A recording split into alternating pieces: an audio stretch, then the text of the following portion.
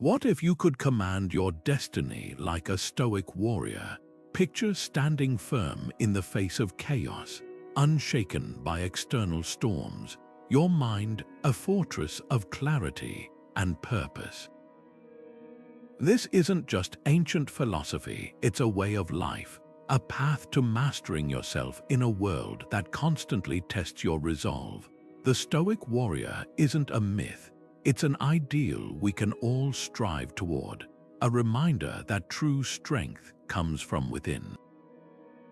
Marcus Aurelius once wrote, "You have power over your mind, not outside events. Realize this, and you will find strength." Those words echo across centuries because they speak to something timeless, the human capacity to rise above circumstance through discipline, resilience, and unwavering focus. Think about the last time life threw you a curveball. Maybe it was a setback at work, a personal loss, or a moment when everything felt out of control. Now imagine facing that same challenge with the calm precision of a Stoic, not denying the difficulty, but refusing to let it dictate your response. That's the heart of this philosophy. It's not about suppressing emotion, it's about mastering it. The Stoic warrior doesn't avoid pain or fear, they transmute it into fuel for growth. They understand that obstacles aren't roadblocks, they're opportunities to prove what they're made of. And here's the most liberating part. This isn't reserved for a select few. The tools to build this mindset are available to anyone willing to put in the work. So what does it take to walk this path? Over the course of this video, we'll explore the core principles that define the Stoic warrior: resilience in the face of adversity, the discipline to act with intention, and the emotional control to stay steady when everything around you is shifting. These aren't just abstract ideas, they're practical tactics you can apply today, whether you're navigating a high-pressure job, repairing a relationship, or simply trying to live with more purpose. This is about more than philosophy. It's about reclaiming agency over your life, because when you learn to command your inner world, the outer world loses its power to unsettle you. Ready to begin, let's step onto the battlefield of the mind and emerge victorious. The Stoic warrior's mindset isn't some distant ideal. It was forged in the grit of real lives tested by history itself. Picture a Roman soldier standing watch on the empire's frontier, far from home, facing bitter cold and the constant threat of attack. Yet in his satchel, he carries not just weapons, but the words of Epictetus. It's not what happens to you, but how you react to it that matters. That soldier understood what so many of us forget. Adversity doesn't define us, our response to it does. The Stoics of ancient Rome didn't just endure hardship, they weaponized it, turning every setback into a chance to strengthen their character. And that same power is available to you today. Take a modern example, a project manager whose biggest client suddenly walks away. The average person might spiral into panic or self-doubt, but the Stoic warrior sees it differently. Instead of asking, "Why me?" they ask, "What does this make possible?" Maybe it's an opportunity to refine their services or finally pursue that neglected side project. This shift in perception is the essence of Stoic resilience, recognizing that obstacles aren't just things to survive, but tools to sculpt a stronger version of yourself. Epictetus put it bluntly, "The obstacle is the way." That phrase isn't just poetic, it's a battle plan for life. Now consider your own reactions when things go sideways. Do you tense up, resist, and complain, or do you pause and ask how this could serve your growth? The difference between those two responses is the difference between being at the mercy of circumstance and becoming its master. Every challenge, from a traffic jam to a career crisis, is a training ground for the Stoic mindset. It's not about pretending things don't hurt. It's about refusing to let that pain dictate your next move.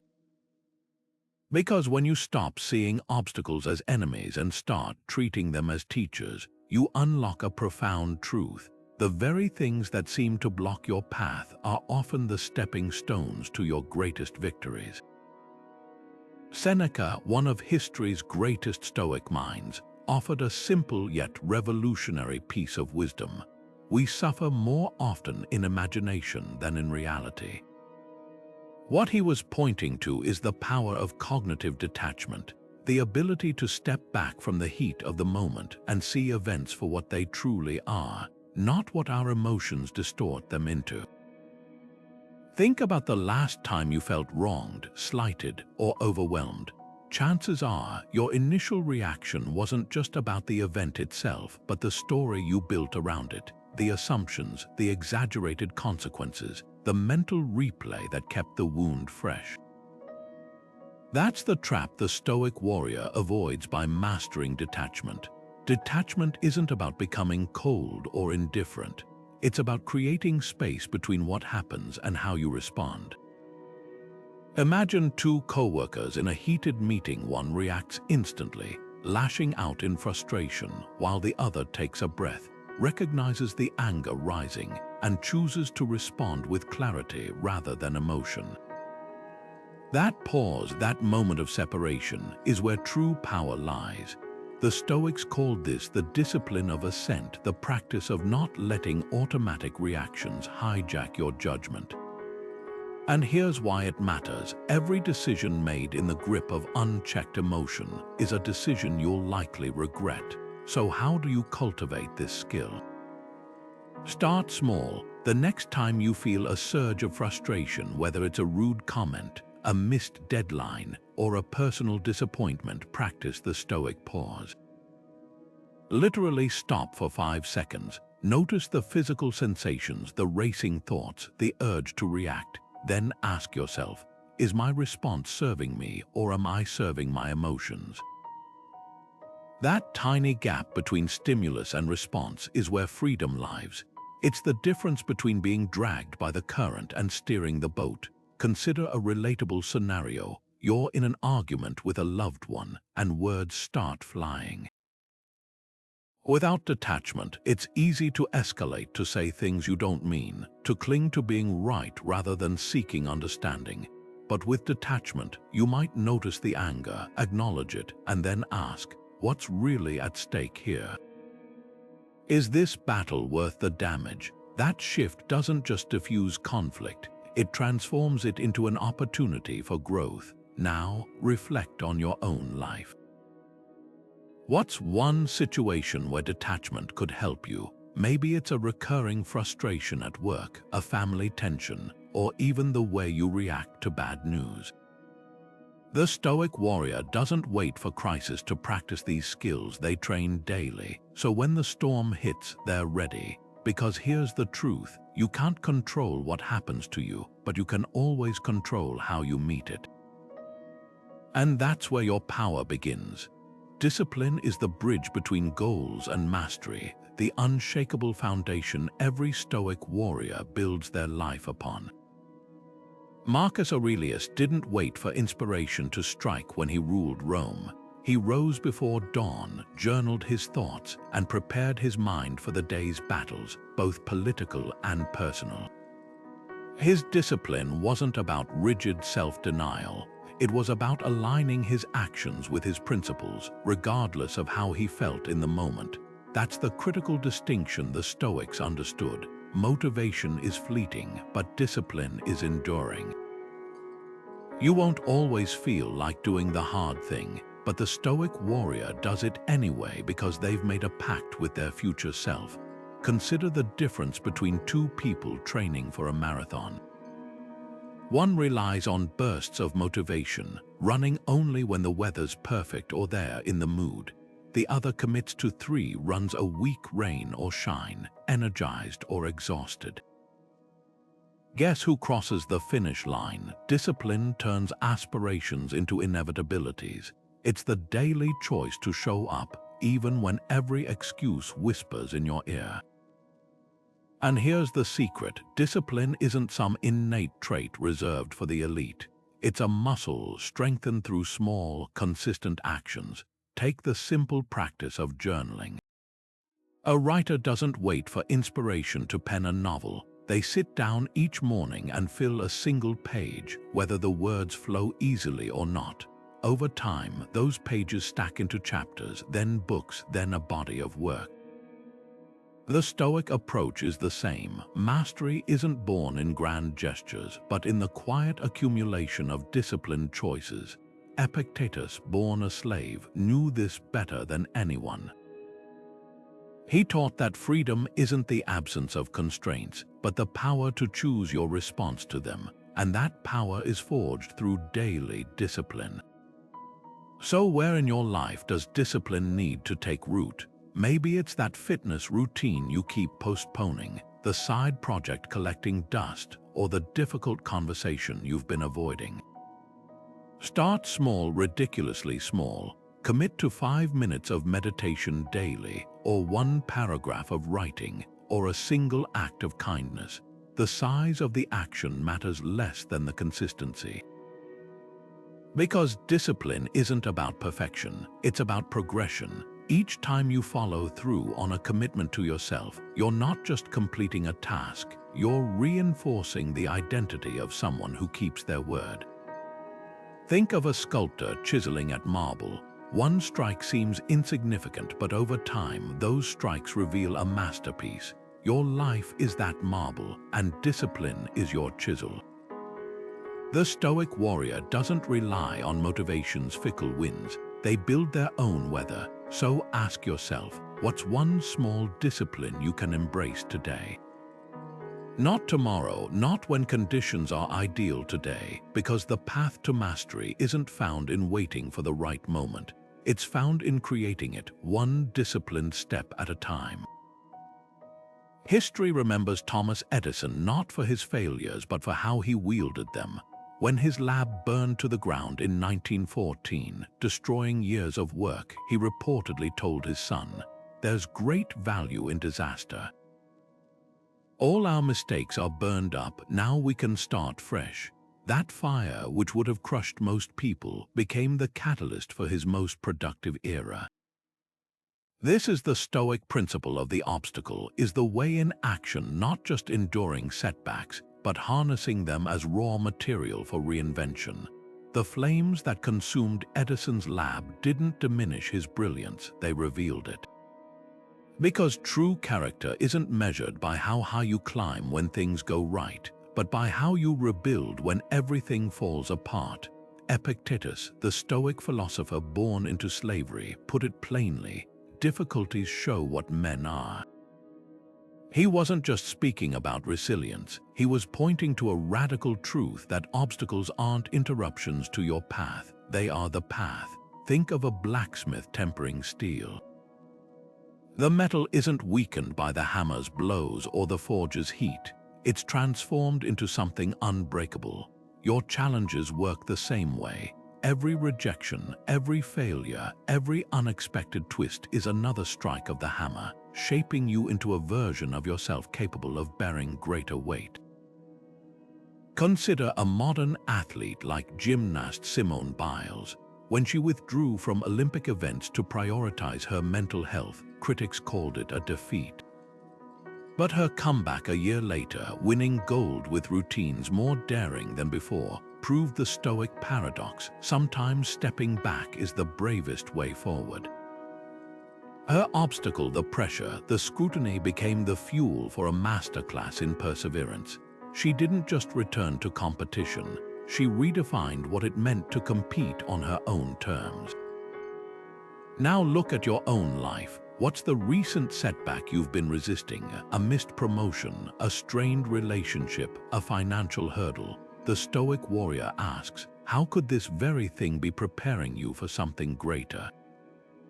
Maybe that job rejection frees you to explore a passion project. Maybe that argument with a friend teaches you how to communicate more honestly. Even the smallest frustrations are training grounds. The driver who cut you off in traffic isn't just an annoyance, they're a chance to practice patience. The delayed flight isn't just an inconvenience, It's an invitation to find stillness in chaos. This mindset shift isn't about toxic positivity pretending everything's fine when it's not. It's about strategic reframing. The Stoics didn't deny pain, they simply refused to let it go to waste. Like a farmer using manure to fertilize crops, they took what others saw as refuse and turned it into nourishment for growth. So the next time life hands you an obstacle, don't ask, "Why is this happening to me?" Ask instead, "What is this preparing me for?" Because the barrier in front of you isn't a stop sign, it's the starting line of your next evolution. Seneca once wrote, "He robs present ills of their power who has perceived their coming beforehand." This is the essence of negative visualization, the Stoic practice of mentally rehearsing life's harshest possibilities, not to dwell in fear, but to disarm it. Picture a sailor who studies storm patterns before setting sail. They're not inviting disaster, they're ensuring they can face it with steady hands. That's the power of Premeditatio Malorum, the ancient exercise of anticipating adversity to cultivate gratitude and resilience. The Stoic warrior doesn't wait for crisis to reveal their strength. They train for it in the quiet moments, like a firefighter drilling for emergencies that may never come. Here's how it works. Take something you deeply value, your career, a relationship, your health, and imagine it's gone, not as morbid fixation, but as a clarity exercise. Close your eyes and picture walking into your workplace to find your position eliminated. Feel the initial shock, the tightening in your chest. Then notice what surfaces next, the skills you've built, the relationships that remain, the unexpected freedom to pivot. This mental dress rehearsal does two transformative things. First, it shrinks the terror of the unknown by making the unthinkable feel navigable. Second, it floods you with appreciation for what you have right now. The coffee in your hand, the colleague who smiles in passing, these ordinary moments suddenly glow with significance. History offers striking proof of this practice's power. When the Roman general Scipio Africanus prepared for battle, he wouldn't just visualize victory, he'd walk through every possible disaster, ambushes, supply shortages, betrayal. By confronting these scenarios in his mind, he stripped them of their ability to paralyze him in the field. Modern psychology echoes this. Studies show that people who mentally rehearse handling challenges experience less anxiety and more adaptive responses when those challenges arise. It's not about expecting the worst, it's about being prepared for anything. Try this today with a fear that's been lingering at the edges of your mind. Maybe it's a health concern, a financial worry, or a relationship tension. Play it out not as a passive victim, but as a Stoic problem solver. What's the first rational step you'd take? Who could you lean on? What hidden opportunities might emerge? This isn't pessimism, it's emotional inoculation. Like a vaccine introduces a weakened virus to build immunity, negative visualization introduces controlled doses of adversity to strengthen your psychological resilience.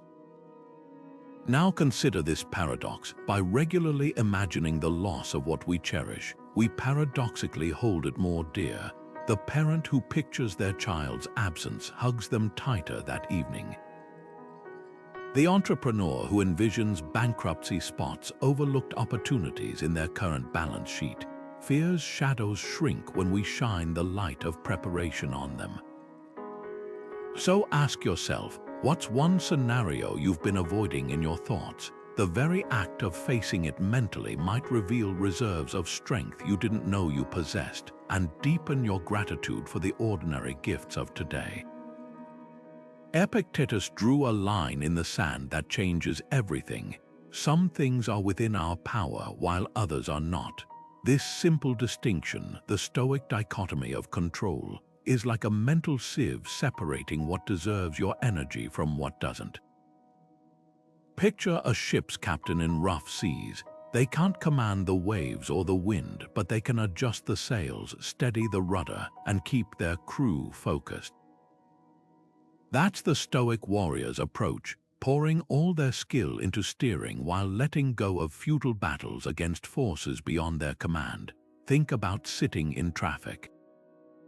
The red lights, the construction zones, the erratic drivers, none of those are yours to control. But your breath, your attitude, whether you use that time to listen to an audiobook or simmer in frustration. That's your domain. The person who masters this distinction stops screaming at stoplights and starts reclaiming moments others lose to agitation. They understand that resistance to what can't be changed is like trying to hold back the tide with bare hands, exhausting and utterly ineffective. Here's where most people go wrong. They fixate on outcomes, promotions, perfect relationships, external validation, as if those were dials they could twist to their liking. The Stoic warrior focuses instead on the inputs, the quality of their work, the integrity of their actions, the sincerity of their effort. It's the difference between a basketball player obsessing over the scoreboard and one absorbed in perfecting their footwork. One wastes energy on shadows, the other builds substance. Try this mantra next time you're spinning your wheels over something uncontrollable. I control my effort, not outcomes. Say it when waiting for test results, when someone's opinion stings, when life refuses to follow your script. That shift in focus isn't resignation, it's liberation. It's the recognition that while you can't dictate every circumstance, you can always dictate your response. And that's where real power lies. Now, consider this question. What's one thing you chronically worry about that sits firmly outside your control? The weather forecast, a loved one's choices, the stock market. Write it down, then physically cross it out with the words, "Not my realm." Feel that lightness. That's the weight of unnecessary burden dropping away. The Stoic doesn't ignore life's unpredictability. They simply refuse to let it hijack their peace. Because when you stop trying to control the uncontrollable, you discover something profound. The energy you once wasted on resistance becomes fuel for meaningful action. Marcus Aurelius didn't just rule an empire, he mastered his mornings. Before dawn, while Rome still slept, he reached for his journal and penned words meant for his eyes alone.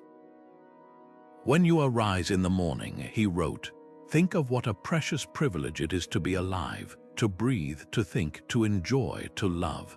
That simple act, putting ink to parchment before the world could make its demands, wasn't mere diary keeping. It was mental armor, a way to align his thoughts with his principles before the chaos of the day could pull him off course. The Stoic warrior knows this truth. How you start your morning doesn't just set the tone for your day, it shapes the trajectory of your life. Fast forward to modern mornings, alarms jolting us awake, phones flooding us with notifications before our feet hit the floor, schedules so packed we're reacting before we've had time to think. The contrast couldn't be starker. Where Marcus created space for intention, we often surrender to urgency. But here's the good news, you don't need hours of solitude to reclaim that Stoic calm. Even 5 minutes deliberately spent can become your anchor. Try this ritual, wake up, sit upright, no sinking back into pillows, and ask yourself 3 questions. What's one thing within my control today? What obstacle might arise and how will I meet it? And most importantly, who do I choose to be in this day? That's not meditation, it's mental preparation. You're not just planning your day, you're fortifying your character. Consider the CEO who begins each morning not with emails but with 10 minutes of stillness. They're not seeking enlightenment, they're practicing what the Stoics called prosoch, the discipline of attention. By training their mind to focus before distractions multiply, they're less likely to be hijacked by crises later. It's like a musician tuning their instrument before a concert. The day's performance depends on that initial calibration, and the evening holds equal power. Seneca advised reviewing each night like a judge without self-condemnation, but with clear-eyed assessment. What went well? Where did impulses override reason? This nightly audit isn't about guilt, it's about course correction. Now imagine your own mornings. What tiny ritual could serve as your Stoic keystone? Maybe it's writing 3 sentences of gratitude, or stepping outside to feel the air before screens claim your focus. The key isn't the activity itself, but the consistency, the daily reaffirmation that you're not just passing through life, but actively shaping it. Because here's what the Stoics understood: rituals aren't about rigid routines, they're about creating pockets of sovereignty in a world that wants to dictate your terms. And in those small, sacred moments, you're not just preparing for the day ahead, you're remembering who you're capable of becoming. Picture a knight standing on a battlefield, his armor dented but unbroken. The real protection isn't the steel plating. It's the emotional resilience that keeps him standing when every instinct screams to retreat. This is the Stoic warrior's secret weapon, the ability to absorb life's blows without collapsing under their weight. Seneca put it bluntly: pain is slight if opinion has added nothing to it. That's resilience in its purest form, not the absence of suffering, but the refusal to let suffering define you. Modern science confirms this ancient wisdom. A landmark study from the University of Pennsylvania found that soldiers who underwent resilience training, learning to reframe adversity as temporary and surmountable, reported 30% fewer PTSD symptoms after deployment. The bullets they faced were real, but their mental armor made the difference between being wounded and being broken. Take Sergeant Reyes, who returned from combat with both visible and invisible scars. Where others saw only trauma, he applied Stoic principles like a salve. The explosion took my leg, he'd say, but it didn't take my purpose. Instead of drowning in "why me?"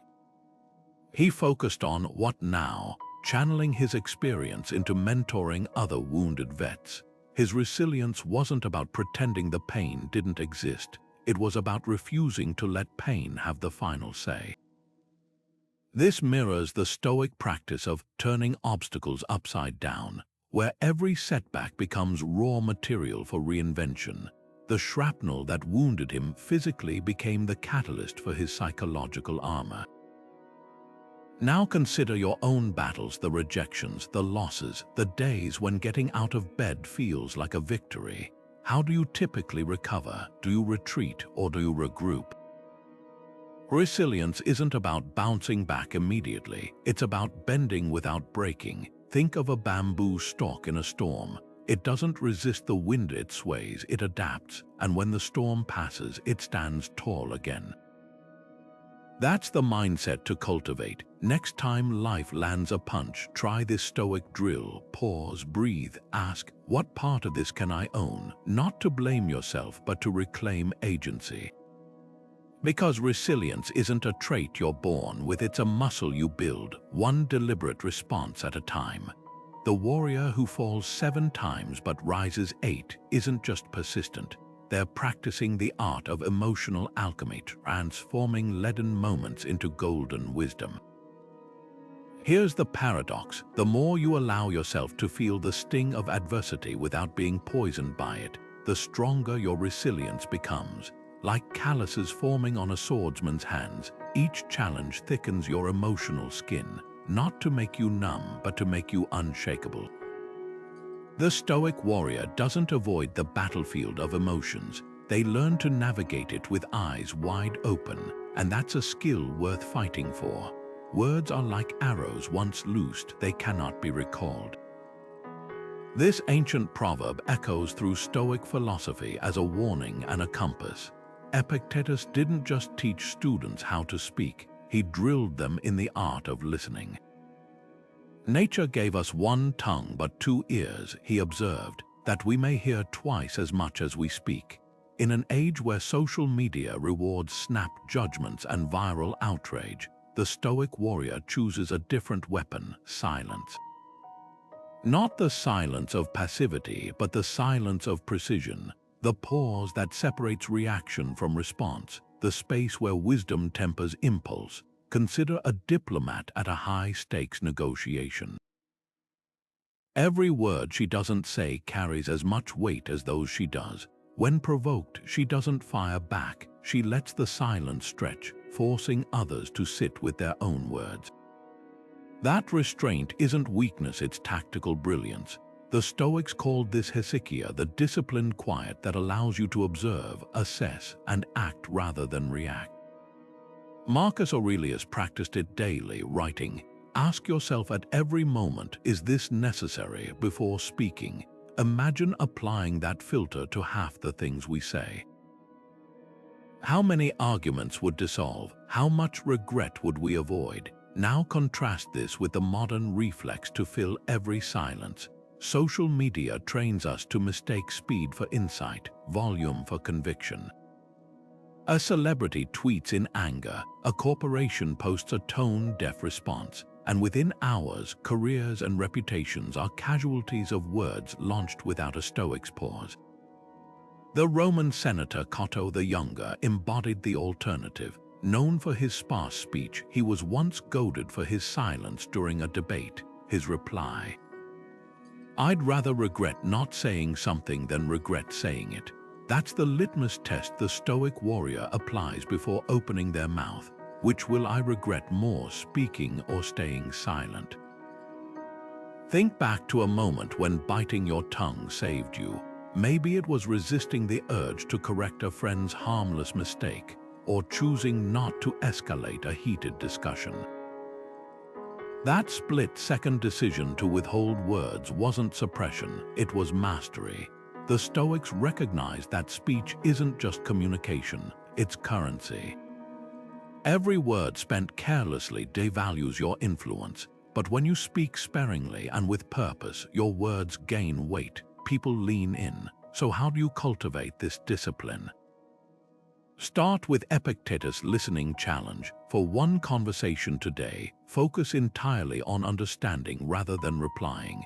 Notice the urge to interrupt, to assert, to impress, and let it pass. Then, before speaking, ask the 3 Stoic filters. Is it true? Is it necessary? Is it kind? Silence isn't emptiness. It's the fertile ground where the best words take root. Because the warrior who masters their tongue wields a power no opponent can disarm, the power to choose when to strike and when to let the arrow stay in the quiver. Marcus Aurelius kept a skull on his desk, not as a morbid decoration, but as a relentless teacher. "You could leave life right now," he wrote in his private journal. Let that determine what you do and say and think. This is Memento Mori in its rawest form, the practice of remembering death not to paralyze us with fear, but to propel us with clarity. Picture an hourglass with grains of sand slipping relentlessly downward. That's not a threat, it's the ultimate focusing tool. The Stoic warrior doesn't see mortality as an end, but as the lens that brings life's true priorities into sharp relief. Consider James, a corporate lawyer diagnosed with stage 4 cancer at 38. The prognosis was grim, but the perspective shift was transformative. Suddenly, attending another pointless meeting or holding onto petty grudges felt absurd. He recalled, "I stopped apologizing for what mattered to me." Within a year, he'd reconciled with his estranged brother, taken his family on a cross-country road trip, and started pro bono work for pediatric cancer patients. The disease didn't grant him superhuman courage, it stripped away the illusions that had been diluting his time. His story embodies Seneca's piercing observation. We are dying every day, but we behave as if death only happens to others. Here's the paradox: confronting life's finitude doesn't shrink your world, it expands it. A study published in the Journal of Positive Psychology found that participants who visualized their own deaths reported greater gratitude, stronger relationships, and reduced trivial concerns. Like sunlight burning off morning fog, Memento Mori clears away the distractions that obscure what's essential. The Stoic doesn't use this practice to dwell on darkness, but to illuminate the path forward. Try this exercise tonight. Before sleep, ask yourself, if today were my last, would I be proud of how I lived it? Not in some grand, cinematic sense, but in the quiet choices. Did I listen fully? Did I create more than I consumed? Did I love without reservation? This isn't about crafting a perfect day, but about recognizing the weight of ordinary moments. The parent reading bedtime stories is building a legacy. The artist sketching in a cafe is claiming their creative birthright. Even the exhausted nurse washing dishes after a double shift is honoring their values through gritted teeth. Now project that question forward. If the doctor gave you 12 months, what illusions would you shed? The approval you chase, the sacrifices you rationalize, the dreams you keep for later, how would their importance shift? Mortality's gift is urgency without panic. It's the understanding that every not now is a gamble with time you can't guarantee. The Stoic Warrior carries this awareness like a compass, not a burden. Because when you stop pretending you have forever, you start living like today counts twice. Zeno, the founder of Stoicism, didn't just teach philosophy, he lived a creed. When his merchant ship sank, taking his fortune with it, he didn't see ruin, he saw liberation. Stranded in Athens with nothing but his character, he famously said, "I made a prosperous voyage when I suffered shipwreck." That moment birthed Stoicism's core truth. Virtue isn't just one quality among many, it's the only true measure of a life well lived. While modern moral relativism whispers that values are flexible, compromised for convenience or profit, the Stoic Warrior treats ethics like a sword. Once drawn, it must cut straight. Consider the CEO facing a quarterly earnings call. The numbers are bleak, and a clever accounting trick could buoy the stock price. Just this once, the board hints at approval. The market won't notice. Here's where the Stoic code diverges from situational ethics. Marcus Aurelius, ruling an empire rife with corruption, wrote, "Waste no more time arguing what a good man should be." B1. That CEO's real test isn't the spreadsheet, it's the mirror. Choosing integrity when it costs something isn't naivete, it's the ultimate display of strength. Like a soldier refusing to abandon a wounded comrade despite enemy fire, moral courage shines brightest under pressure. History offers a striking parallel in the story of Johnson & Johnson's 1982 Tylenol crisis. When cyanide-laced capsules killed 7 people, executives didn't weigh PR strategies or legal liabilities.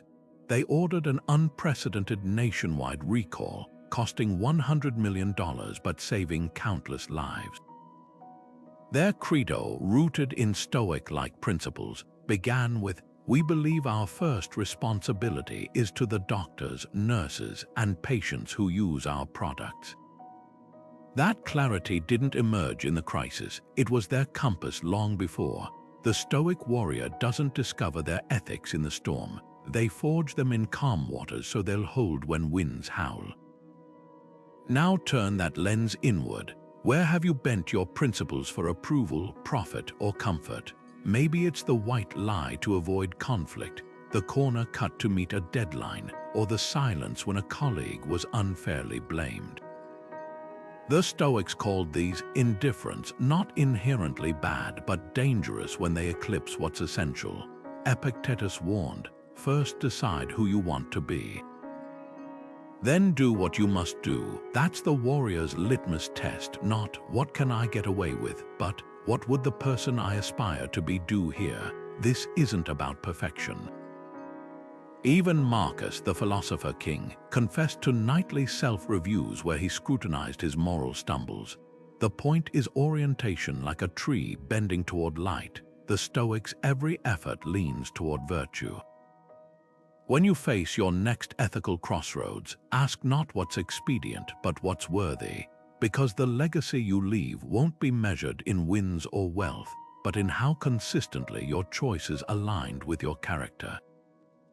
And that's a battle fought not in the world, but in the quiet spaces between your thoughts and actions. Picture a gladiator in the dim tunnels beneath the Colosseum, hearing the roar of the crowd above. His hands aren't steady, they're alive with adrenaline, his heart drumming against his ribs. But here's where the Stoic warrior differs from the trembling novice. He doesn't mistake fear for weakness. That surge of energy isn't an enemy to suppress, it's fuel to harness. Seneca, who witnessed those very games, wrote, "A gladiator judges it a disgrace to be matched with an inferior, and knows he has conquered without glory if he slays one who offers no resistance."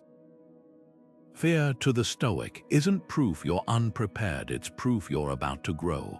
Take the modern equivalent, stepping onto a stage to give a keynote speech. The dry mouth, the prickling palms, those sensations aren't flaws in your design. They're evolutionary signals shouting, "This matters." The Stoic doesn't silence that voice, they translate it. Every racing thought becomes a cue to breathe deeper. Every tremor is a reminder to ground themselves in their purpose. Seneca called courage the knowledge of what to avoid and what to endure, not the absence of fear, but the mastery of its energy. Here's how to apply that mastery. First, recognize fear as data, not destiny.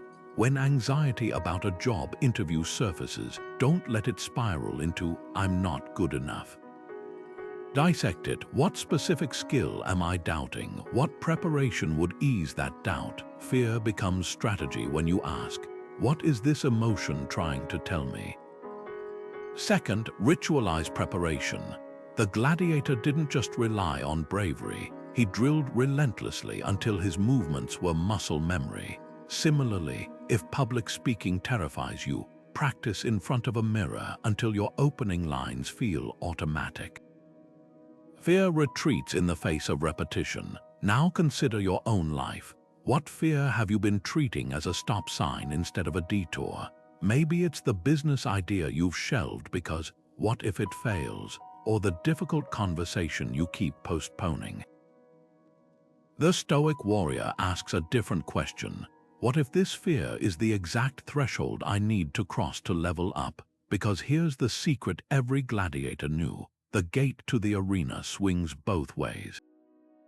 Walk through it often enough, and one day you'll realize the crowd's roar doesn't paralyze you, it propels you. So today, pick one fear, not to conquer it, but to converse with it.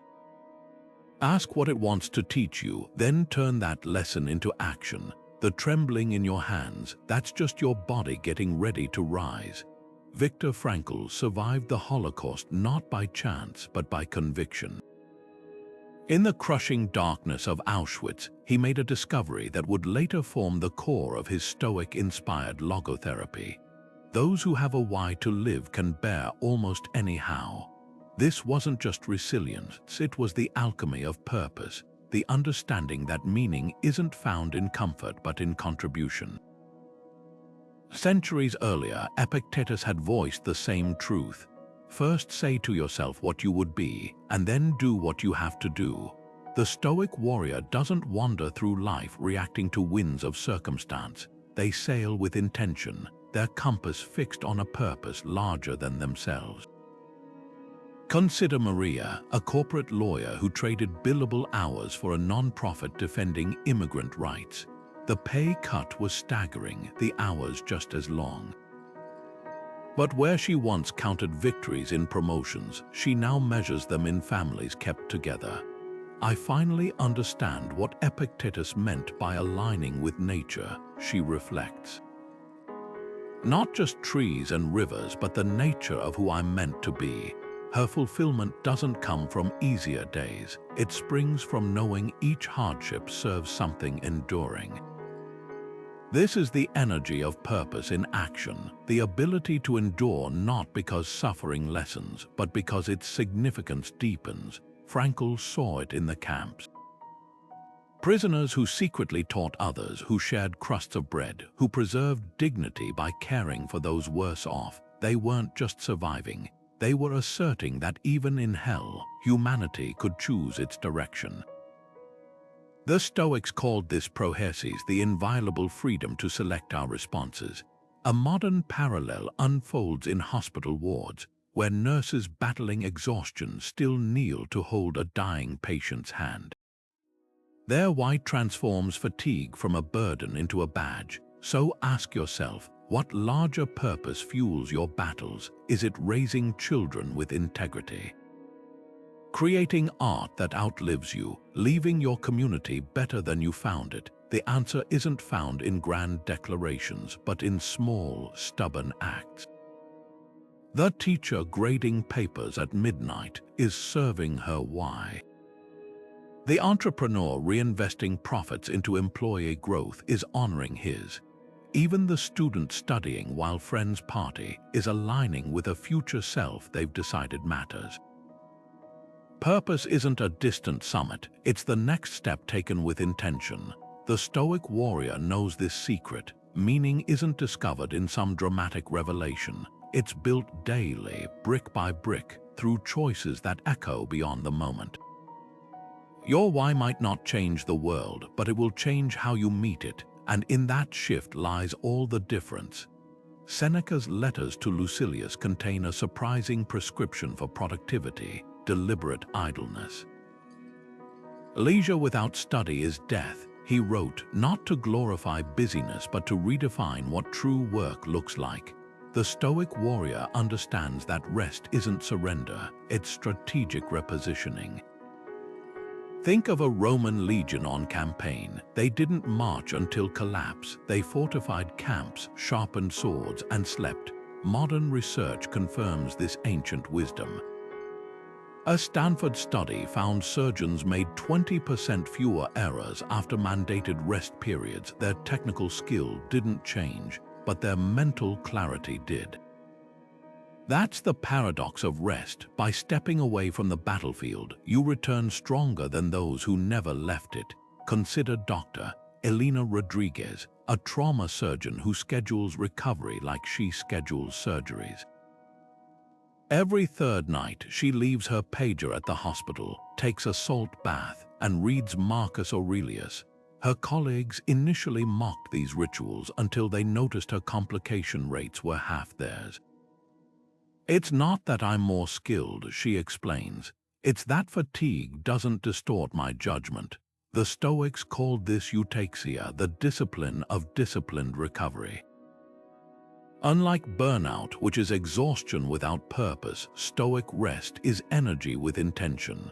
It's the difference between collapsing on the couch after Netflix binges and choosing activities that replenish your capacity for excellence. Now contrast this with the modern cult of hustle. We wear sleep deprivation like a badge of honor, confuse motion with progress, and mistake exhaustion for virtue. Seneca saw this coming. People are frugal in guarding their personal property, but as soon as it comes to squandering time, they are most wasteful. The warrior's rest isn't about laziness, it's about resource allocation. Your attention, creativity, and willpower are finite reserves. Every hour spent scrolling when drained is an hour stolen from tomorrow's potential. So how do you weaponize rest? Start by auditing your recovery like a Stoic accountant. That evening jog isn't just exercise, it's clearing mental fog. Those 20 minutes journaling aren't indulgence, they're aligning your actions with your principles. Even the coffee break becomes tactical when you step outside instead of checking emails. The key is to shift from seeing rest as lost time to recognizing it as compound interest on your future effectiveness. This week, experiment with one intentional pause. Before lunch, ask, what would recharge me most right now? Solitude, movement, or connection? Then honor that need without apology. The Stoic warrior knows this truth. You can't command the storm if you're too tired to hold the rudder. And sometimes the bravest battle plan is knowing when to sheathe your sword. Marcus Aurelius left us a startling confession in his private writings. When you wake up in the morning, tell yourself, the people I meet today will be meddling, ungrateful, arrogant, dishonest, jealous, and surly. Not exactly morning affirmations, but that's the point.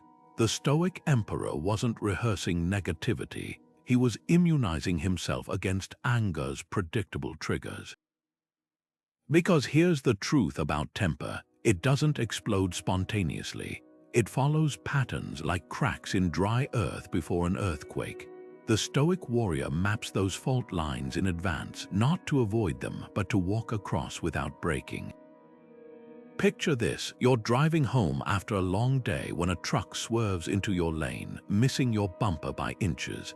Adrenaline floods your veins, your grip tightens on the wheel, and for 3 heartbeats, you're ready to chase them down.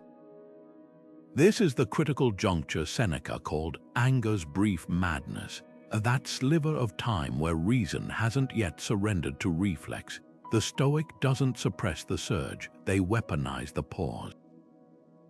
1 deep breath, 2. By the 3rd exhale, you notice your knuckles are white and consciously unclench them. The truck is already 3 blocks away. What changed? Not the event, but your relationship to it. Seneca, who wrote an entire treatise on anger after witnessing Emperor Nero's violent outbursts, compared temper to falling into a well, easy to do, hard to undo. His solution: the preemptive pause. Before speaking in anger, wait until you can recite the alphabet without rushing. It sounds absurdly simple until you try it mid-argument. That forced delay creates just enough space for perspective to re-enter. Like a chess player counting to 10 before moving a piece, you stop reacting to the board and start strategizing. Now examine your own triggers. Is it disrespect, injustice, feeling unheard? The Stoic approach isn't to judge these reactions, but to interrogate them. When a coworker takes credit for your idea, anger flares, but beneath it lies a more vulnerable question: did my contribution matter? That's the hidden fracture the Stoic repairs. By addressing the insecurity rather than the symptom, you're not just managing anger, you're dismantling its roots. History offers a masterclass in this practice through Cato the Younger. When a political opponent spat in his face during a heated debate, Cato wiped his cheek and continued speaking as if nothing happened. The insult wasn't forgotten, it was deemed unworthy of his energy. Modern psychology confirms this approach. Studies show that labeling emotions, "I'm feeling disrespected," reduces their intensity by up to 50%. The act of naming the beast tames it. So next time anger rises like a fever, try this Stoic triage. First, freeze, literally stop moving. Your body's stillness cues your mind to follow. Second, dissect. What exactly am I feeling, and what story am I telling myself about this situation? Third, ascend. Imagine viewing the conflict from a balcony above, where details blur but principles stand clear. The driver who cut you off isn't a personal affront. They're a distracted parent rushing to daycare. The rude comment isn't about you. It's the speaker's inner turmoil leaking out. This isn't about becoming a doormat. Stoic warriors set boundaries fiercely, but without the acid of rage eating through their judgment. As Marcus reminded himself, you don't have to turn this into something. It doesn't have to upset you. The space between provocation and response isn't just a gap, it's the arena where your character is forged. And in that arena, the victor isn't the one who never feels anger, but the one who refuses to let it hold the reins. Diogenes made his home in a barrel not because he couldn't afford better, but because he understood a truth that still unnerves us today: comfort is a cage. The ancient cynic philosopher slept on hard ground, drank from his hands, and owned nothing but a cloak and a wooden bowl, until he saw a child scoop water with bare hands and threw even that away. His radical simplicity wasn't about deprivation, It was a masterclass in antifragility. By willingly embracing discomfort, he immunized himself against life's inevitable hardships. The Stoics adopted this practice as ascesis, voluntary discomfort to strengthen the soul. Picture a modern CEO who flies first class but deliberately takes cold showers. The luxury isn't the problem, the dependence on it is. That's the poverty of excess, when abundance doesn't enrich your life but enslaves your adaptability. Consider the billionaire who fasts one day each month, not for health or spirituality, but to remember hunger. He's not pretending to be poor, he's ensuring wealth never softens his edge. History's greatest warriors understood this principle. The Spartans, despite ruling Greece, made their children sleep on reeds and walk barefoot in winter. The Roman general Scipio Africanus refused to loot conquered cities, sleeping on the same thin mat as his soldiers. These weren't acts of masochism, they were strategic self-preservation. Luxury, when unchecked, becomes a vulnerability. The emperor who can't sleep without silk sheets isn't powerful, he's brittle. Now apply this to your own life. What comfort could you temporarily surrender? Start small. Leave your phone at home during a walk. Eat your next meal without distractions. Take the stairs instead of the elevator. These minor deprivations aren't about punishment, they're rehearsals for resilience. The Stoic warrior knows that true freedom isn't having everything you want, but wanting less than you have. Because when you voluntarily step into discomfort, you reclaim something priceless, the certainty that you can endure far more than you've been led to believe. That knowledge is the ultimate wealth. Seneca's letters to Lucilius weren't just philosophical musings, they were lifelines thrown across generations. A single hour with the right companion, he wrote, is better than years with the aimless. The Stoic warrior understands this intimately. Growth isn't a solo expedition, but a relay where wisdom passes from one prepared mind to another. Imagine two gardeners, one inherits centuries of cultivated knowledge, the other digs blindly with bare hands. Both may love the craft, but only one thrives. That's the power of mentorship distilled. It's not about shortcuts, but about standing on the shoulders of giants to see further than they ever could alone. Now picture a young entrepreneur scrolling LinkedIn, mistaking 500 connections for a network. Compare that to another who meets monthly with 3 carefully chosen mentors, a retired CEO, a psychologist, and a nonprofit founder. The first has a contacts list, the second has a compass. Epictetus cut to the heart of it. You become what you give your attention to. Every conversation is either pouring poison or polish into your mind. The Stoic doesn't just seek teachers, they curate influences with the precision of a librarian guarding rare manuscripts. Consider Julia, who joined a mastermind group where members didn't just swap business tips but challenged each other's character. When she hesitated to fire a toxic employee, one mentor asked, "What kind of leader does your team deserve?" Another questioned, "What fear is driving your inaction?" That's the hallmark of true fellowship. It doesn't just affirm, it provokes. Like a blacksmith's hammer tempering steel, the right circle doesn't just cheer your progress, it forges it. History's greatest minds thrived in these chains of wisdom. Marcus Aurelius had Junius Rusticus, who introduced him to Epictetus' teachings. Plato sat at Socrates' feet. Even the fierce Roman general Scipio Africanus sought out the historian Polybius to sharpen his strategic mind. None of these mentors offered easy answers. They offered mirrors, revealing blind spots and possibilities their protege gaze couldn't see alone. So ask yourself, who plays this role in your life? Not just people who know more than you, but those who pull your thinking upward like gravity in reverse. The colleague who questions your assumptions over coffee, the author whose pages feel like private tutoring sessions, even the critic whose feedback stings because it rings true. The Stoic warrior screens these influences ruthlessly, knowing that every interaction either dilutes or distills their purpose. This isn't about finding a single guru. The richest growth happens in ecosystems of wisdom, a mentor for discipline, another for creativity, a peer who challenges your comfort zone. Like Seneca advising Lucilius across miles and years, the fellowship of the wise transcends physical presence. Sometimes the right mentor has been dead for centuries, their words waiting like buried treasure in dog-eared pages. Other times they're across the table, seeing the potential you've overlooked in yourself. The invitation is simple but profound. Audit your inner circle. Are your conversations transactional or transformational? Do your companions amplify your fears or your possibilities?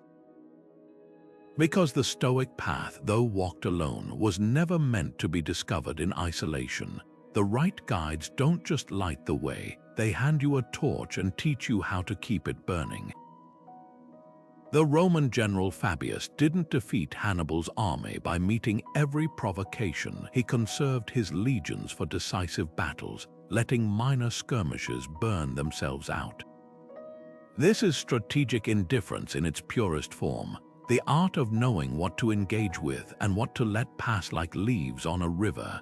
The Stoic warrior applies this same principle to attention, treating focus as a finite resource to be deployed with precision. Think of your mental energy as a battalion. Would you send elite troops to guard every insignificant village, or would you station them where they could turn the tide? The modern equivalent plays out in boardrooms daily. Take Sarah, a tech CEO who refuses to entertain office gossip about who's dating whom or who took credit for whose idea. While others exhaust themselves in petty turf wars, she channels her focus into product innovation and culture building. Her secret isn't obliviousness, it's ruthless prioritization using the 80-20 rule. 80% of workplace drama comes from 20% of instigators. 80% of personal stress stems from 20% of fixable issues. The Stoic doesn't ignore problems, they audit them. Marcus Aurelius captured this in his Meditations. You don't have to have an opinion about everything. You don't have to turn every minor slight into a personal crusade. That scroll wasn't written for emperors alone. It's a battle plan for anyone drowning in digital noise and social obligations. Consider how much mental real estate gets squandered on celebrity scandals, political outrage cycles, or acquaintances' vague social media posts. These aren't just distractions, they're attention taxes levied against your potential. The warrior's solution: apply the Fabian strategy to your inbox, your conversations, your scrolling habits. Not every email deserves a reply. Not every argument merits your presence.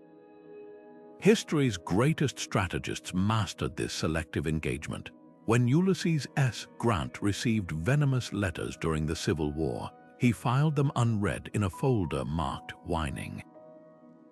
George Washington refused to acknowledge slanderous pamphlets, knowing his energy was better spent shaping the young republic.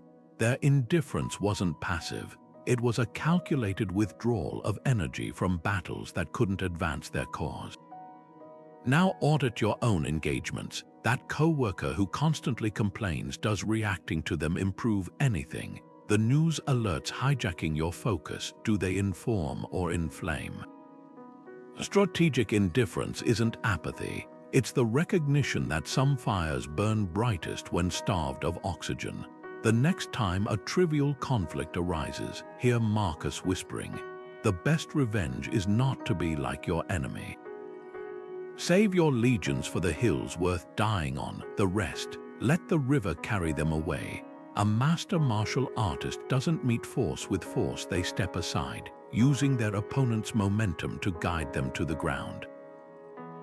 This is the paradox of surrender. Sometimes yielding isn't defeat, but the wisest path to victory. Epictetus, the Stoic philosopher who endured slavery and exile, framed it with piercing clarity. Don't demand that things happen as you wish, but wish that they happen as they do, and you will go on well. At first glance, that sounds like resignation, but look closer, it's a blueprint for liberation. The Stoic warrior doesn't surrender to life's circumstances because they've given up. They surrender because they've understood the futility of fighting battles that can't be won. Take Laura, a former athlete diagnosed with multiple sclerosis in her 30s. For years, she raged against her body's limitations, pushing through pain to prove she could still compete. The harder she fought, the more her health deteriorated until she stumbled upon Stoicism. It wasn't about giving up, she recalls. It was about redirecting my energy from what I'd lost to what I still had. She traded marathons for mentoring young athletes, transferring her competitive fire into coaching. Her medals now hang beside photos of runners she's trained for the Paralympics.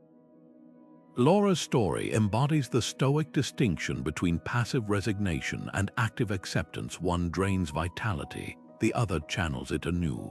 History offers a striking parallel in Admiral James Stockdale, shot down over Vietnam and imprisoned for 7 years.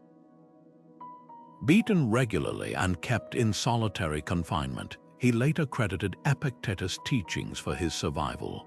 You must never confuse faith that you will prevail in the end, which you can never afford to lose, with the discipline to confront the most brutal facts of your current reality, he wrote. That's the surrender paradox in its purest form, acknowledging the unchangeable without relinquishing the will to endure it. Stockdale couldn't control his captors, but he could control how he met their cruelty, with dignity, humor, and secret resistance.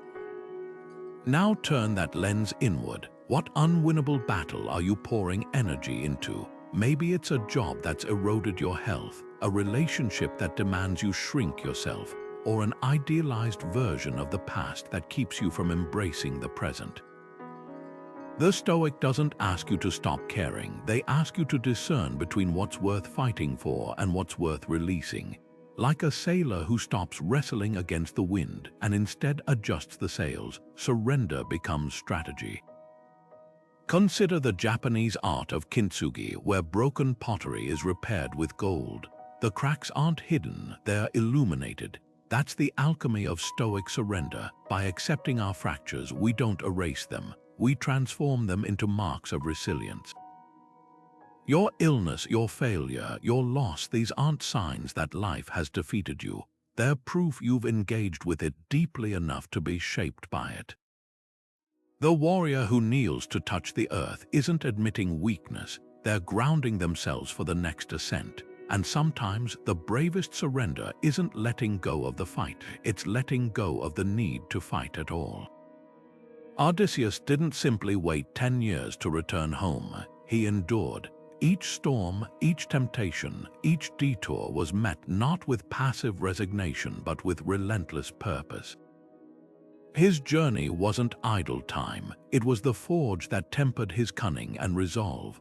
This is the warrior's patience, not the absence of action, but the presence of disciplined timing. In an era of next-day delivery and instant notifications, we've forgotten that some things, greatness, wisdom, mastery, cannot be rushed. Marcus Aurelius observed, "Nature does not hurry, yet everything is accomplished." The oak tree doesn't curse its slow growth. It invests decades in roots that will one day laugh at hurricanes. Consider the modern inventor toiling in obscurity for a decade. While competitors chase trends, she refines her prototype through 53 iterations. Investors lose patience, friends question her stubbornness, but she knows what the Stoics knew. Urgency is often the enemy of excellence. Every failed test isn't a setback, it's data. Every silent year isn't wasted, it's compounding interest on expertise. When her breakthrough finally comes, it's not a lucky accident. It's the inevitable harvest of seeds planted long ago. The world calls her an overnight success. Her lab notebooks tell a different story. Now contrast this with our daily reflexes. We refresh inboxes for replies that could wait, interrupt deep work to check metrics that haven't changed, abandon promising paths because results aren't instantaneous. The Stoic Warrior asks a different question. What if this waiting period isn't an obstacle but the actual training ground? The musician's 10,000 hours, the athlete's grueling drills, the writer's rejected manuscripts, these aren't just steps to mastery. They're the alchemy that transforms ambition into substance. Marcus didn't just preach patience, he lived it. His meditations weren't composed in a burst of inspiration, but in stolen moments between battles and bureaucratic crises. The same hand that wielded imperial power also penned humble reminders to stay steady amid Rome's chaos. His wisdom whispers across centuries. The universe is change, life is understanding. Not controlling, not rushing, understanding. So pause and reflect. Where are you mistaking haste for progress? That project you're forcing, could it flourish with more gestation? That skill you're cramming, would it deepen with deliberate practice? The warrior's patience isn't about waiting for the storm to pass. It's about learning to work with the rhythm of the rain, knowing that some storms water the very crops you'll one day harvest. The path home is never a straight line, but every detour holds its lessons. Marcus Aurelius didn't just wake up to sunlight, he woke up to silence. Before the palace stirred, before petitions and politics demanded his attention, he carved out sacred space for solitary reflection. Retire into yourself, he wrote, for nowhere will you find more peace.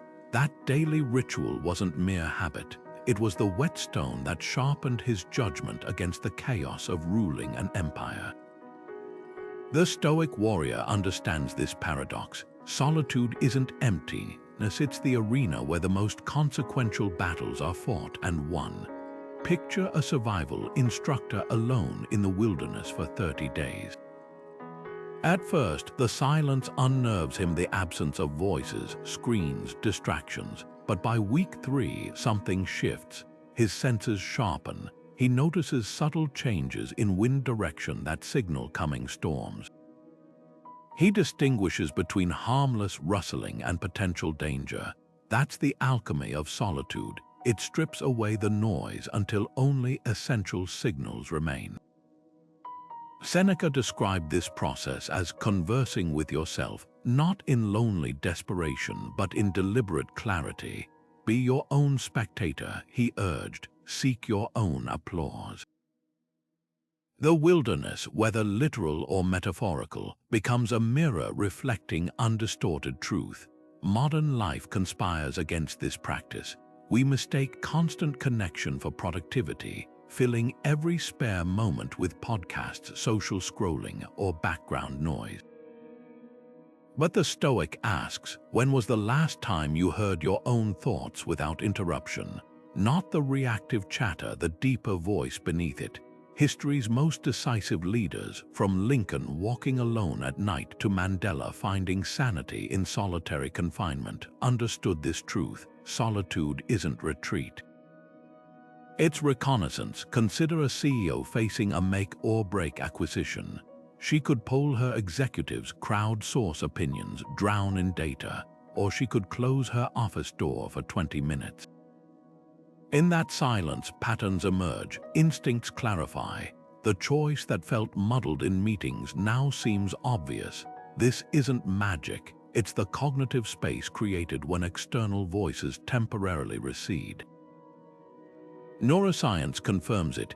fMRI scans show that solitary reflection activates the brain's default mode network, the same system responsible for creative problem-solving and long-term planning.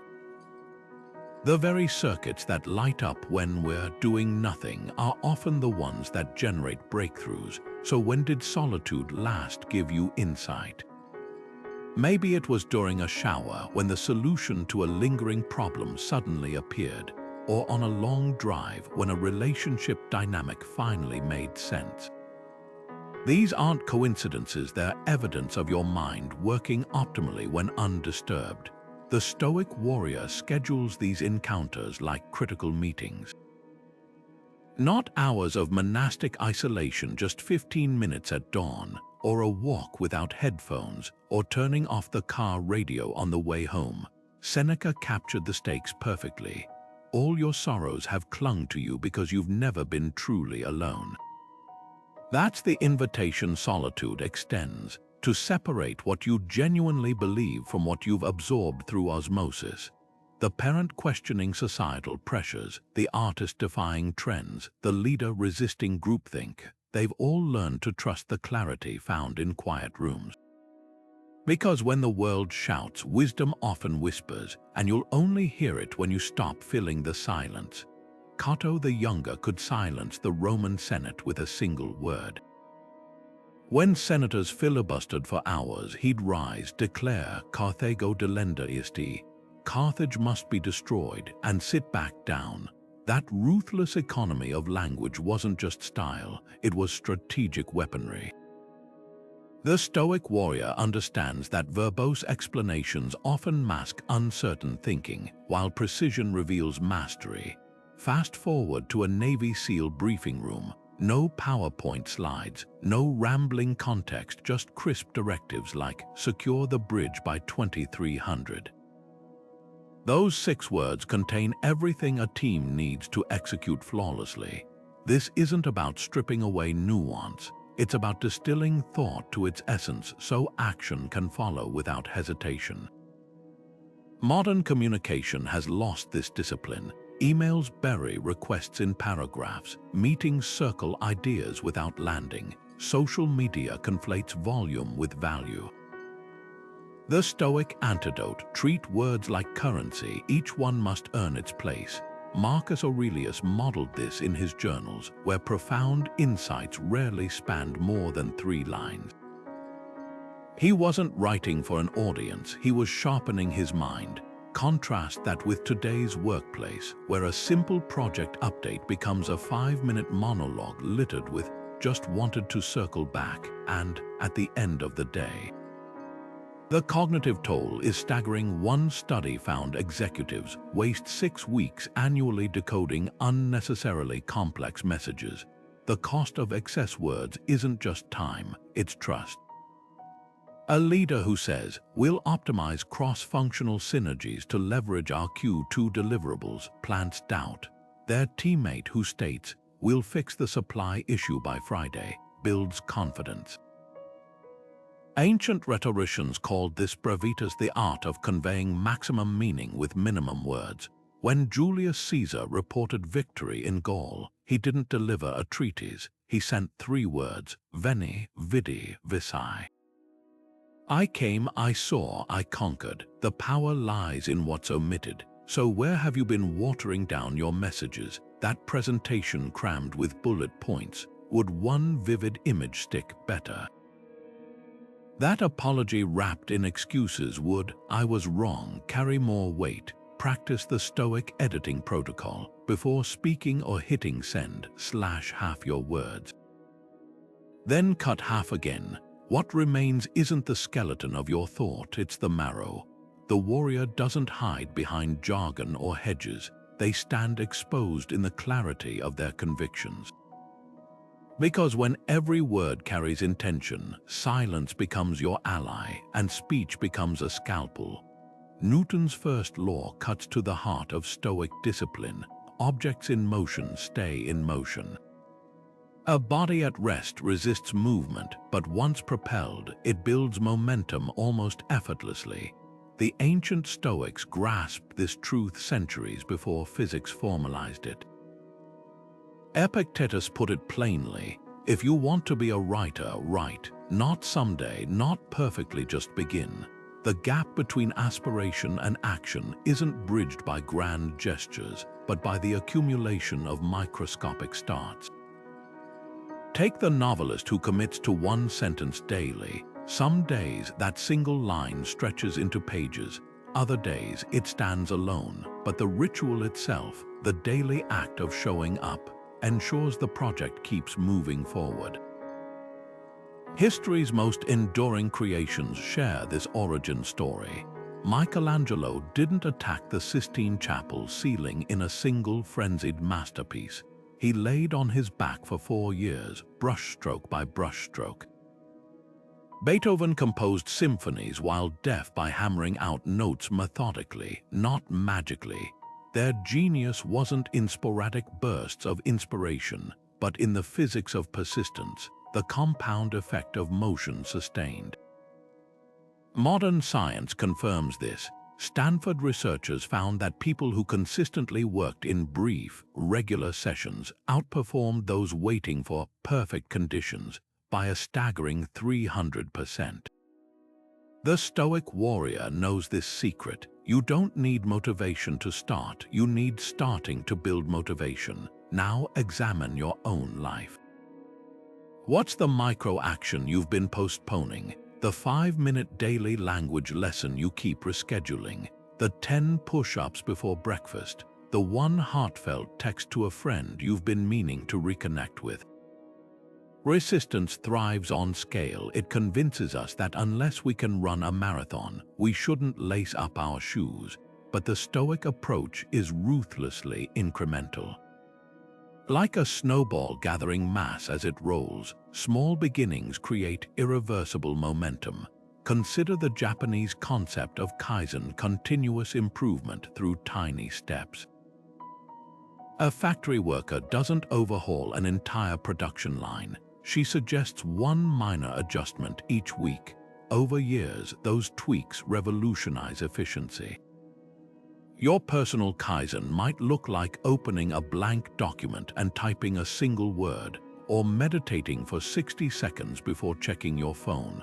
The size of the action is irrelevant. The consistency is everything. Because motion, once initiated, obeys the laws of physics, and the universe itself conspires to keep it going. The next time inertia grips you, remember the Stoic paradox. The heaviest boulders are moved not by Herculean effort, but by the first unremarkable push.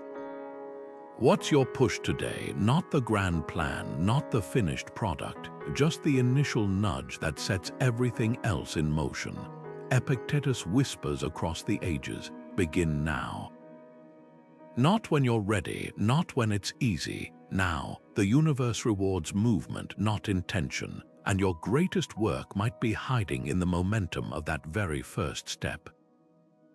Seneca once advised his friend Lucilius to meet every hardship with a jest, not because life's trials were trivial, but because humor shifts their weight from crushing to bearable. Imagine a prisoner of war in Vietnam, stripped of everything but his wit. When guards demanded propaganda confessions, he'd deliberately mangle their scripts with absurd additions, turning their propaganda into farce. His captors grew so frustrated they stopped asking. That prisoner wasn't just resisting, he was proving Seneca's insight. Laughter doesn't deny suffering, it disarms it. The Stoic Warrior wears humor like armor, not to mask pain, but to redirect its force. Marcus Aurelius took this further, zooming out to a cosmic scale. Think of the life you've lived until now as over and dead. The future, you don't own it, so what's left? The present moment. Laugh here. At first, that sounds bleak, but reframe it. If the past is gone and the future uncertain, the present becomes a stage where you choose your role. Will you play the tragic hero, weighed down by every slight, or the sage who spots life's inherent absurdity? A CEO facing a hostile takeover deployed this mindset. When rivals leaked embarrassing emails, he hosted a worst email contest for employees, awarding prizes for cringe-worthy subject lines. The tension dissolved. His team rallied, the takeover failed. Humor didn't ignore the threat, it reframed the battle. Now consider your own struggles. That project that's months behind schedule, could you nickname it the never-ending story and host a mock celebration for each delayed milestone? The co-worker who nitpicks every report, might you draft a parody version filled with outrageous typos to share at lunch? These aren't evasions, they're reclamations of power. Psychologists call this cognitive reappraisal, changing emotional responses by altering interpretations. The Stoics mastered it millennia ago, when Epictetus joked about his lame leg. If I tried to wrestle, I might break it again, so I'll stick to philosophy. He wasn't dismissing his disability. He was showing that our narratives about adversity matter more than the facts themselves. Humor works because it forces perspective. That argument with your partner last night felt apocalyptic in the moment. But recount it later as a mock epic, the battle of the unloaded dishwasher, and its scale shrinks to human proportions. A study in the Journal of Behavioral Medicine found that patients who used dark humor about chronic illness reported 30% lower stress hormones. Not because their conditions improved, but because their relationship to suffering shifted. The Stoic doesn't laugh instead of coping. They laugh while coping, turning despair into something malleable. So try this today. Identify one persistent frustration, then exaggerate it to ridiculous extremes in your mind. Stuck in traffic, imagine you're a spaceship commander announcing, "Ladies and gentlemen, we've entered the asteroid field of rush hour." A critical email from your boss, picture it as a scroll delivered by a scowling medieval herald. The practice isn't about avoiding reality, it's about holding it lightly enough to reshape. Because when you can laugh at life's absurdities, you've already won the most important battle, the one for your peace of mind. Hannibal's march across the Alps wasn't just a feat of endurance, it was a masterclass in strategic retreat. With Rome's legions waiting in the lowlands, the Carthaginian general deliberately led his army, and even his war elephants, through frozen mountain passes where no enemy would follow. The cost was staggering. Thousands perished in the snow, but the move achieved what brute force couldn't. It reset the battlefield entirely. The Stoic warrior understands this paradox. Sometimes the bravest advance begins with a deliberate step back. Not every retreat is surrender. Some are recalibrations, creating the space to strike with precision when the moment is right. Take the tech founder whose app launches to crickets. The easy move is to double down on marketing, to push harder, but the Stoic response, pivot. One startup team, after months of stagnant growth, analyzed their data and realized their product wasn't failing. It was being used in ways they'd never anticipated. Farmers were repurposing their logistics software to track crop rotations. Instead of resisting, they leaned into the unexpected demand, rebranding as an agricultural tech solution. Within a year, they dominated a niche no one else had seen. That's the art of tactical withdrawal, recognizing when persistence becomes stubbornness and when flexibility becomes your greatest weapon. History whispers this lesson through countless campaigns. When George Washington retreated across the Delaware River in 1776, his army was battered, outnumbered, and freezing. But that withdrawal positioned him for the iconic Christmas night counterattack that revitalized the Revolution. The difference between retreat and rout lies in intention. Washington wasn't fleeing, he was repositioning. The Stoic applies this same lens to personal battles, that argument with a loved one escalating into toxicity. Walking away isn't weakness, it's preserving the relationship for a healthier re-engagement, the job draining your vitality despite relentless effort. Resigning might be the first step toward work that aligns with your values. So where in your life is forward motion actually stagnation? The project you've overinvested in out of pride, the relationship you're propping up through sheer force of will. The Stoic warrior conducts a brutal audit. Is this persistence or inertia? Like a surgeon removing dead tissue to save the body, strategic retreat often requires cutting away what's familiar to preserve what's essential. Epictetus, who endured slavery and exile, framed it starkly. If you want to improve, be content to appear clueless or stupid. The willingness to step back, to reassess, even to temporarily lose face, isn't defeat, it's the precondition for reinvention. Visualize a jiu-jitsu master rolling with a stronger opponent.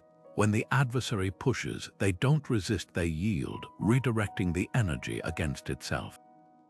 Your challenges operate the same way, that competitor undercutting your prices. Instead of matching them dollar for dollar, retreat to higher ground, reposition as the premium option with service they can't replicate. The Stoic doesn't fear temporary ground loss. They know some battles are won by letting the enemy overextend. Now, examine your current struggles through Hannibal's eyes.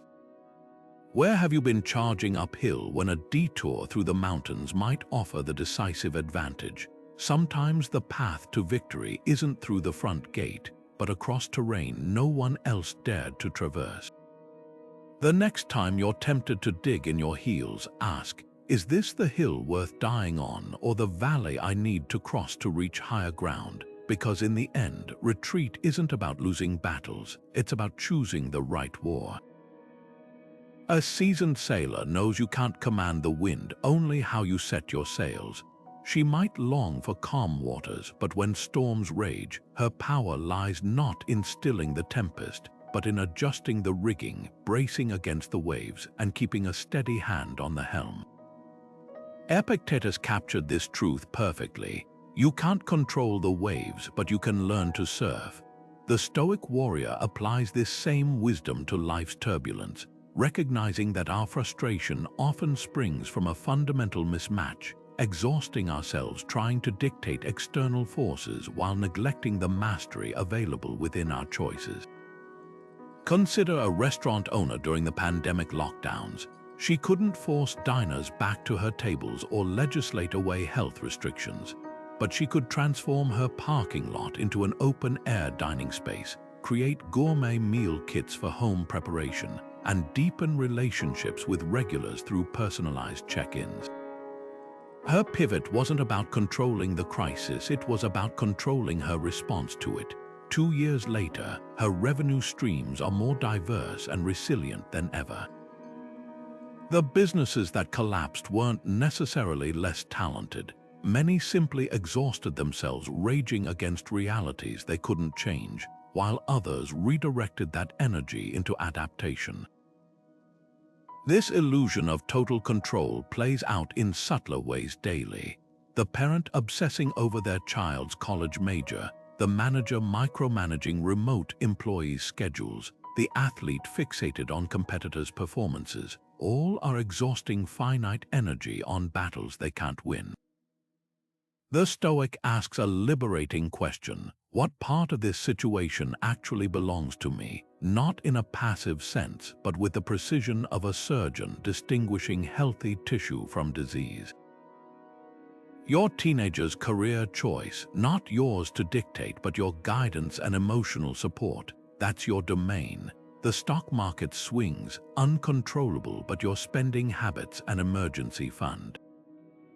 Entirely within your power, history offers a striking parallel in Admiral James Stockdale. Imprisoned during the Vietnam War, beaten and isolated, he focused relentlessly on what he could influence: secret communications with fellow prisoners, mental exercises to preserve sanity, even blinking messages in Morse code through his cell walls. The guards controlled his body, he guarded his mind. Years later, he credited this precise division between the controllable and uncontrollable as his lifeline. I never lost faith that I would prevail in the end, he reflected, but I also confronted the brutal facts of my current reality daily. Now turn that lens inward. What outcome have you been wrongly trying to command? Is it a partner's habits you've nagged about for years, an industry trend you resent, or perhaps society's direction in turbulent times? The Stoic doesn't ignore these concerns, they simply invest their agency where it yields returns. Like a gardener nurturing seeds rather than cursing the weather, the warrior's power grows when directed toward fertile ground. The paradox is this: by surrendering the illusion of total control, you gain mastery over what truly matters: your judgments, your efforts, your character. The sailor who stops shouting at the wind discovers the joy of harnessing it. The entrepreneur who adapts rather than resists finds opportunity in disruption. And the individual who tends their inner world becomes unshakable, even when the outer world rages. That's the Stoic secret: not control over life, but command of oneself. Marcus Aurelius scribbled a seemingly simple question in his private journal: "What's good for the bee is good for the hive." That single line distills the essence of the Stoic warrior's ultimate aim: to live not just for personal gain, but as a vital thread in the broader tapestry of humanity.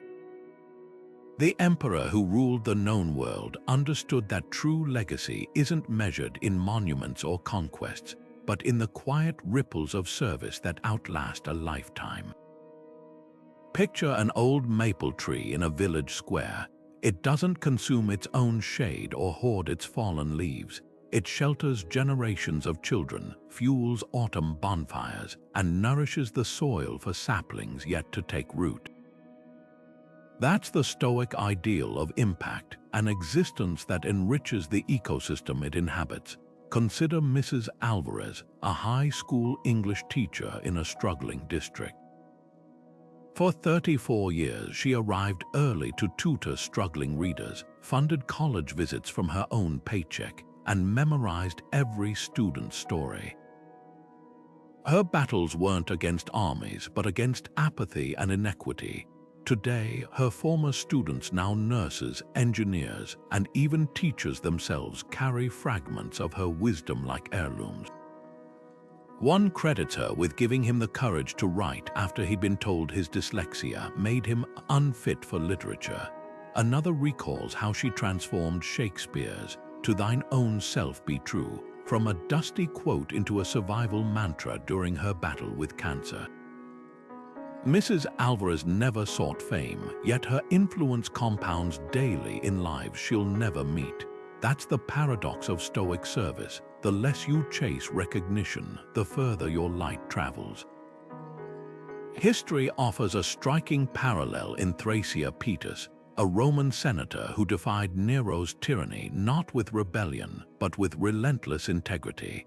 While others plotted coups, he simply refused to participate in corruption, voting against unjust laws, funding schools in impoverished provinces, and treating even his enemies with dignity. When ordered to commit suicide, his final act was hosting a philosophical discussion with friends, demonstrating that principles outlive the body. Tacitus recorded that his death did more to erode Nero's legitimacy than any revolt could have. The Stoic warrior grasps this truth. Sometimes the most revolutionary act isn't dramatic resistance, but showing others what's possible through consistent character. Now turn the lens inward. What battles are you fighting that might outgrow your own lifespan? Perhaps it's mentoring a junior colleague with the patience you wish you'd received, or volunteering skills that could lift entire communities. The software developer who open sources code to democratize education, the nurse who advocates for policy changes between shifts, the parent who breaks generational cycles of trauma, these are today's Stoic warriors. Their armor isn't forged from steel, but from the decision to see personal struggles as raw material for collective progress. Epictetus, born into slavery, framed it bluntly: "You're not a drop in the ocean. You're the entire ocean in a drop." Every choice to act justly when it's inconvenient, to create beauty where it's scarce, to ease burdens you've overcome, these aren't just personal victories. They're blueprints others might follow in their darkest hours. The warrior's true monument isn't carved in stone, but etched in the choices of those who watched them live when no one was applauding. So as you sharpen your mind and fortify your spirit, ask the question that bridges philosophy to legacy: not just "how will I endure," but "who will breathe easier because I did?"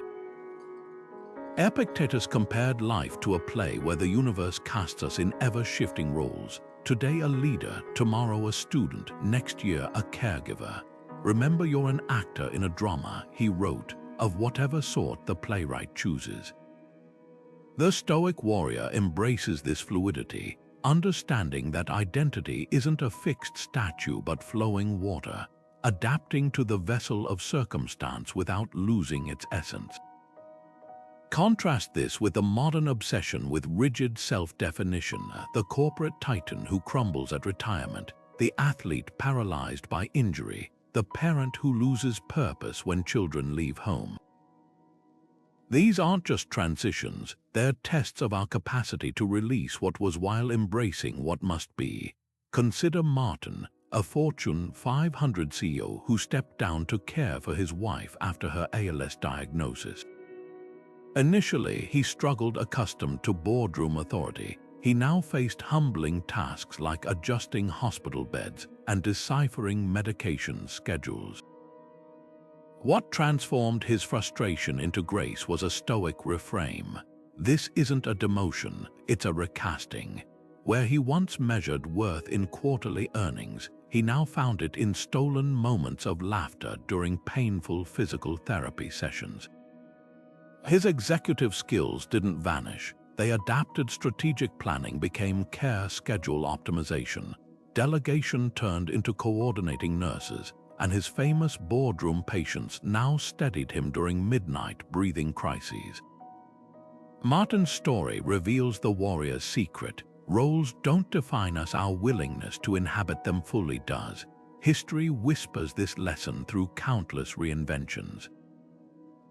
The Roman Emperor Diocletian voluntarily retired to grow cabbages, famously telling those who begged him to return to power, "If you saw the vegetables I've planted, you wouldn't ask." More recently, the actress who became a neuroscientist, the soldier who morphed into a poet, their power lay not in any single role, but in the agility to honor each chapter's demands without being trapped by its labels. The Stoic asks, what costumes have you confused for your skin? Now examine your own life. Are you clinging to an identity that's become too small, the overachiever who can't ask for help, the perpetual caregiver neglecting their own dreams, the strong one who fears vulnerability? The warrior's strength isn't in consistency of image, but in fidelity to principle. A river remains itself whether rushing through narrow gorges or spreading across tranquil plains. Try this exercise. List the roles you currently play: parent, professional, partner, etc. Then imagine each one stripped away, who remains beneath the titles. That core self, the Stoics argued, is what truly matters. The executive title fades, the children grow, the body changes, but your capacity to choose courage, kindness, and wisdom in whatever form life requires. That's the unshakable identity. The next time circumstance demands you shed a familiar role, hear Epictetus whispering, "The play changes, not the player." Your essence isn't lost, it's simply waiting for its next worthy expression. Seneca's words cut through centuries with startling clarity. Life is long if you know how to use it. Not because time stretches, but because depth expands it. The Stoic warrior grasps this paradox, that existence isn't measured in years, but in layers of understanding peeled back, in reinventions embraced, in the quiet accumulation of mornings spent reaching toward something higher. Contrast this with the modern obsession with finite victories, the promotion chased, the trophy displayed, the follower count tallied. These aren't wrong, but they're mile markers, not destinations. The infinite player sees life differently, not as a series of closed chapters, but as an endless manuscript where every blank page invites new mastery. Take Margaret, who at 93 picked up a paintbrush for the first time. Her hands trembled, her strokes were uneven, but her eyes held the focus of a sculptor chiseling marble. When her granddaughter asked why start now, she replied, Because I've spent decades learning how to see now, I want to learn how to show others. That's the infinite game in motion. The recognition that decline is a story we tell ourselves, while growth is a choice we make daily. Modern science backs her. Neuroplasticity research confirms our brains can forge new pathways at any age. The barrier isn't biology, it's belief. The finite player obsesses over peak performance, the athlete fixated on personal records, the executive clinging to past glory. The infinite warrior asks a different question. How does this season prepare me for the next? Consider the CEO who steps down to mentor startups, transferring hard-won wisdom rather than hoarding it. Or the athlete who transitions to coaching, trading individual medals for multiplied legacies. Their power lies not in what they've achieved, but in what they continue to become. So how do you shift from finite to infinite? Start by auditing your metrics. Are you tracking wins that fade or growth that compounds? That language app streak isn't just about days logged. It's about the neural pathways forming each time you stumble through a new tense. The evening jog isn't just calories burned. It's the body's capacity expanding to carry you through decades. Even failure transforms in this light, not as a verdict, but as data informing the next iteration. History's greatest infinite players leave clues.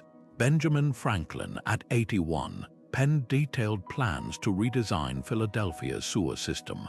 Grandma Moses began her painting career at 78, producing over 1,500 works.